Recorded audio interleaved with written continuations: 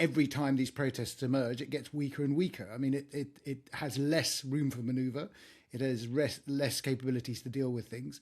And, the real problem for the regime here is that now it's decided now is the time to reform in the middle of a fully fledged sort of like political crisis.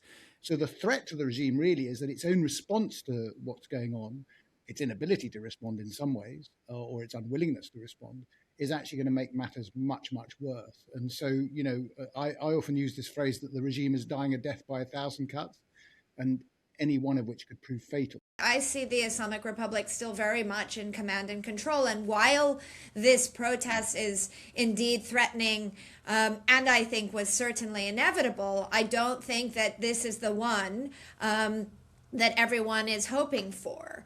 Is this part of maybe a cycle of protests that can eventually become revolutionary or lead to a change in the regime? I think so, but it's not going to be the one that necessarily leads to the collapse of the Islamic Republic. I think that is something we're living through and witnessing.